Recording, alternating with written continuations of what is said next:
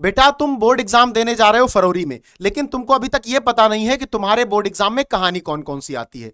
अगर तुम्हें पता है तो कमेंट करके मुझे बता दो, और अगर नहीं पता तो यह जान लो कि तुम्हारी कहानी से 5 नंबर का सवाल आता है, और अगले 5 मिनट में इस कहानी के 5 नंबर तुमको मिलने वाले हैं। आपके सिलेबस में एक बहुत इंपॉर्टेंट कहानी है बहादुर। मैं बिल्कुल डिटेल में नहीं जाऊंगा, वही बात करूंगा जो तुम्हारे एग्जाम के लिए जरूरी है। सवाल कैसे आते हैं, कितने प्रकार के आते हैं, सबका उत्तर कॉपी में लिखकर आज तुम्हें मिल जाएगा। लास्ट तक देखना है तुम्हें। बहादुर कहानी अमरकांत जी ने लिखी है। बहादुर कहानी एक नेपाल के छोटे से बच्चे पर आधारित है जो नौकर बनकर एक घर में आता है। पहले लोग प्यार करते हैं, उसके बाद लोगों का व्यवहार बदल जाता है, घर वालों का मारते पीटते हैं, और एक बार चोरी का इल्जाम भी लगता है, तब भी से बहुत मारा पीटा जाता है। आखिर एक दिन एक सिलबट्टा टूट जाता है और उसके बाद वो भाग जाता है। यह कहानी है शॉर्ट में जो मैंने तुम्हें बता दी। लेकिन अब तुम्हारे पास एक सबसे बड़ा सवाल है कि इस कहानी से सवाल कैसे कैसे आते हैं और उनका उत्तर लिखा कैसे जाना है। इसको ध्यान से समझ लो। सबसे पहले तो हम बात करेंगे कहानी के पात्रों पर। लेखक है जिसे कहानी का वक्ता, जब आप ये कहानी पढ़ोगे तो आपको लगेगा कोई कहानी सुना रहा है, तो जो सुना रहा है वही लेखक है। लेखक की पत्नी है निर्मला, यानी वक्ता की पत्नी है निर्मला, और निर्मला का एक बड़ा बेटा है किशोर, और निर्मला का एक भाई है जो रिश्ते में लेखक का साला लगेगा, जिसे साले साहब कहा गया है इस कहानी में। और वही छोटा सा बच्चा एक दिल बहादुर है जिसे प्यार से लोग बहादुर कहना शुरू कर देते हैं। तो पात्र परिचय क्लियर हो गया? क्लियर हो गया कि नहीं? कमेंट करके बताओ, और ये जरूर बताना कि तुम्हारे सिलेबस में कौन कौन सी कहानी है, मुझे पता तो चलना चाहिए। एक बात और, तुम्हारी कौन सी कहानी तैयार हो चुकी है, किस कहानी को लेकर डाउट है, यह भी बताना, जिससे मैं नई वीडियो जो लेकर के आऊं वो किस कहानी पर लानी है मुझे पता चल जाए। अब आगे आ जाते हैं।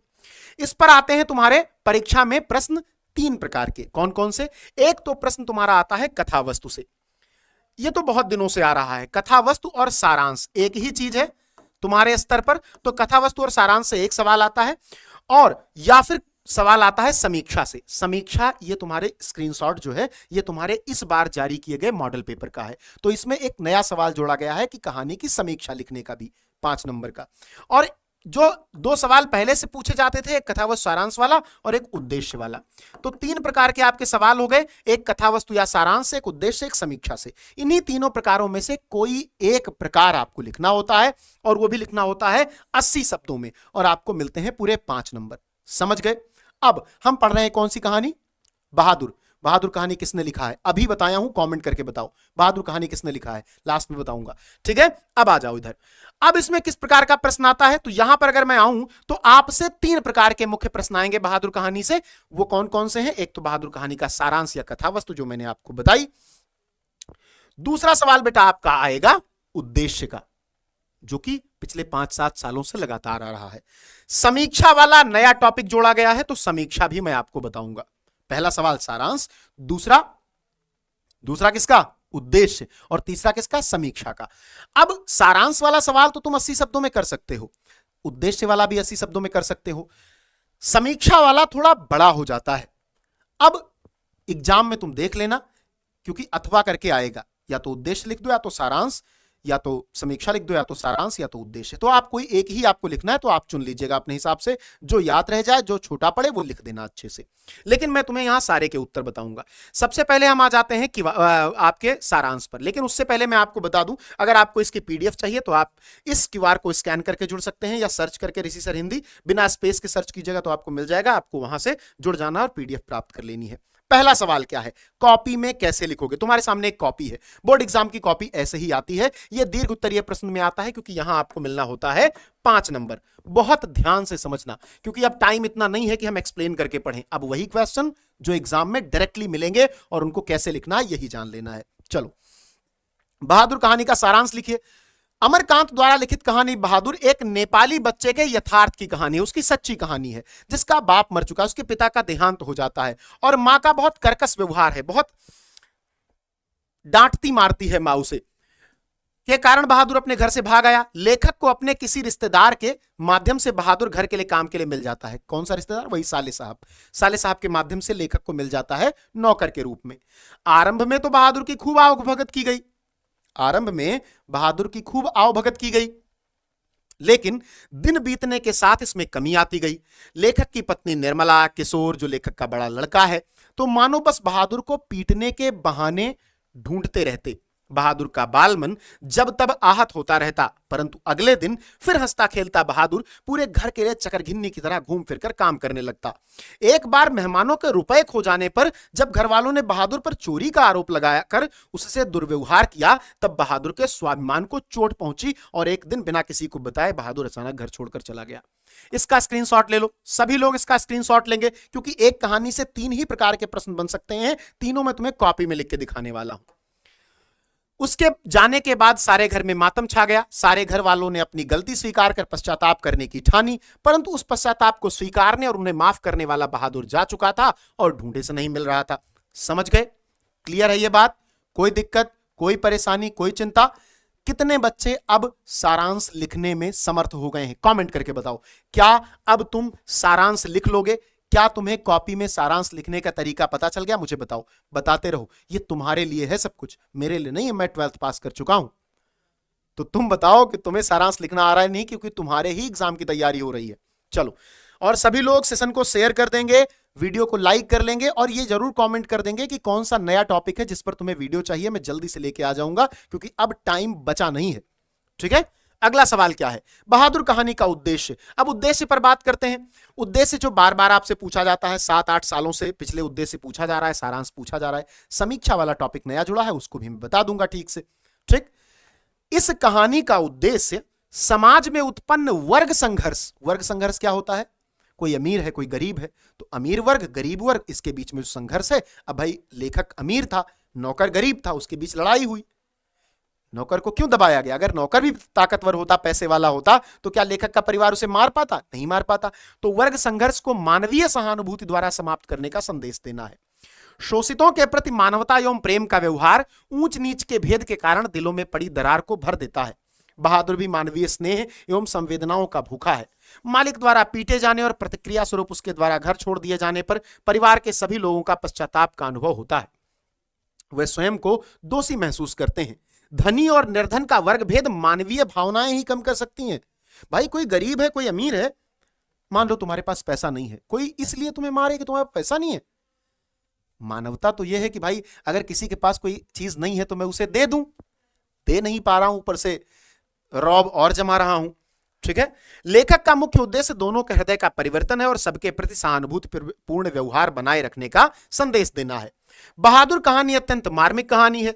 यह आत्मकथात्मक शैली में प्रस्तुत की गई है। आत्मकथात्मक शैली में लेखक कहानी को ऐसे ही, मतलब कहानी ऐसे ही लिखी गई है, ऐसा लग रहा हो कि लेखक खुद ही बोल बोल कर अपनी कहानी बता रहा हो, तो उसे आत्मकथात्मक शैली कहते हैं। अमरकांत जी ने बड़े सटीक और सुंदर ढंग से कहानी को प्रस्तुत करके पाठकों के मन पर अमिट छाप छोड़ी है। कहानी कला के तत्वों की दृष्टि से यह एक सफल कहानी है। उद्देश्य क्लियर हो गया? वर्ग संघर्ष को संदर्भित करना उद्देश्य था और इतने ही शब्दों में उद्देश्य लिखना है। दूसरा सवाल स्क्रीनशॉट ले लो और मुझे कमेंट करके बताओ। अब तुम्हारे पास उद्देश्य है। अगर उद्देश्य वाला सवाल तुम्हारी एग्जाम में आया तो क्या तुम लिख लोगे? मुझे मत बताओ, अपने आप से पूछो और कमेंट सेक्शन में लिख दो सभी लोग। और यह भी बता के जाना कि इस बार हिंदी में कितने % नंबर ला रहे हो। वो तो मैं कह ही चुका हूं कि जिसका 100 में 100 हिंदी में आएगा उसको फोन मिलेगा, लेकिन चाहिए सबका 100 में 100। जितनी मेहनत हो सके करते रहो। ठीक है, अगले सवाल पर चलते हैं बेटा, कहानी की समीक्षा। अब एक बात जो तुम्हें समझनी है, बहुत जरूरी है, उसको देखते हैं। यह नया सवाल इस बार जब मॉडल पेपर जारी किया यूपी बोर्ड माध्यमिक शिक्षा परिषद ने, तो यह नया सवाल जोड़ दिया। अब आप लोग इस सवाल के लिए तैयार नहीं थे, लेकिन मैं तो तैयार था, तो मैं तुमको इसका उत्तर प्रॉपरली उसी वे में लिख के दे रहा हूं जैसे समीक्षा लिखी जाती है। कहानी कला के 6 मुख्य तत्व होते हैं और उन्हीं तत्वों पर विवेचन करना समीक्षा करना कहा जाता है, लेकिन आपको 80 शब्दों में लिखना है। अब बहुत कोशिश करके मैं इसको 110-120 शब्दों तक ले जा सकता हूं, इससे ज्यादा ले जाऊंगा भाई तो टाइम भी किल होगा और नंबर भी ठीक से नहीं मिलेगा। तो आपका 110 से 120 शब्दों में यह उत्तर मैंने लिखा है, एक बार देखते हैं। सबसे पहले इस कहानी के कथानक पर चर्चा करेंगे, जो कि सारांश है। यह कहानी बहादुर नाम के एक नेपाली किशोर की है, जो गरीबी और मां की डांट से भागकर बाहर आता है। वह एक मध्यवर्गीय परिवार में नौकर बनता है, जहां पहले उसे बहुत प्यार मिलता है, लेकिन धीरे धीरे वह मानसिक और शारीरिक प्रताड़ना का शिकार होने लगता है। समझ गए? लब्बो लुबाब यही है। अब क्योंकि समीक्षा लिख रहे हैं तो हर चीजों को छोटा छोटा करके लिखना है। पात्र परिचय, कौन कौन से पात्र हैं? तो बहादुर जहां मानवीय निश्चलता और धैर्य का प्रतीक है, वहीं निर्मला और किशोर मध्यवर्गीय समाज की उस संवेदनहीनता को दर्शाते हैं जहां दिखावा और अहंकार रिश्तों की गरिमा पर हावी हो जाता है। बहादुर का अपमान सहकर भी मुस्कुराना उसकी चारित्रिक महानता को सिद्ध करता है। एक बात और, बहुत सारे बच्चे सोच रहे होंगे सर बिना कहानी पढ़े पूरे नंबर आ सकते हैं? देखो, तुम्हारा मन है तुम कहानी पढ़ लो, तुम्हारा मन है तुम कहानी ना पढ़ो, सवाल यही 3 प्रकार के आएंगे, चौथा बन ही नहीं सकता, गारंटी है मेरी, चौथा सवाल बनता ही नहीं कहानी से। क्लियर है? मध्यवर्गीय मानसिकता पर प्रहार। लेखक ने यह दिखाया है कि मध्यवर्गीय अपनी प्रतिष्ठा बढ़ाने के लिए नौकर तो रख लेता है लेकिन उसे इंसान नहीं समझता। दूसरों के पास नौकर है तो मेरे पास भी होना चाहिए, यह दिखावे की भावना ही बहादुर के दुखों का कारण बनती है। कहानी स्पष्ट करती है कि यह वर्ग भीतर से कितना खोखला और संवेदनहीन है। आगे बढ़ते हैं। भाषा शैली। अमरकांत जी ने बहुत ही सरल, सहज और बोलचाल की भाषा का प्रयोग किया है। कहानी उत्तम पुरुष शैली में लिखी गई। उत्तम पुरुष शैली मतलब मैं की शैली में, कि जैसे मैं कहानी कह रहा हूं, इस शैली में लिखी गई है, जिससे पाठक स्वयं को घटनाक्रम से जुड़ा हुआ महसूस करता है। आंचलिक शब्दों के प्रयोग ने कहानी को सजीव बना दिया है। मानवीय संवेदना और पछतावा। कहानी का अंत बहुत मार्मिक है। जब बहादुर चला जाता है और सबको अपनी गलती का एहसास होता है, तब तक बहुत देर हो चुकी होती है।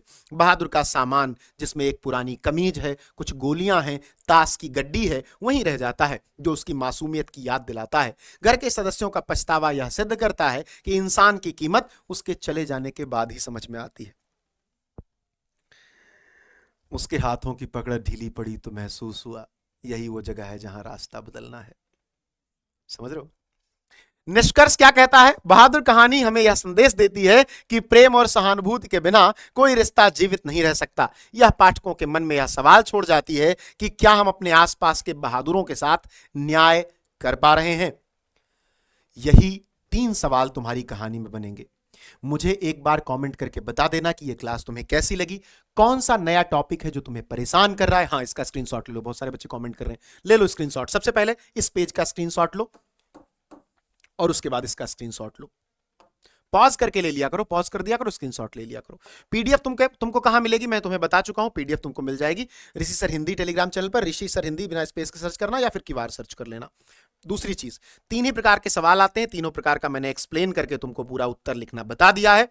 मुझे कमेंट करके जाना कि अगर बहादुर कहानी से कोई भी सवाल पूछता है तुम्हारे सिलेबस में तो क्या तुम हल कर लोगे? मुझे तो लगता है सबसे अच्छा उत्तर तुम ही लिखोगे। बाकी बेस्ट ऑफ लक एग्जाम के लिए तैयारी करते रहो मजबूती से। इस बार झंडे गाड़ना है बेटा, कुछ भी हो जाए, जिंदगी भर का सवाल है। 12th का रिजल्ट जिंदगी भर रहता है तुम्हारे साथ। लगा दो पूरी ताकत, जान झोंक दो। 1 सेकंड लगता है किस्मत बदलने में और तुम्हारी बदलेगी, भरोसा रखो। बहुत आशीर्वाद है मेरी तरफ से।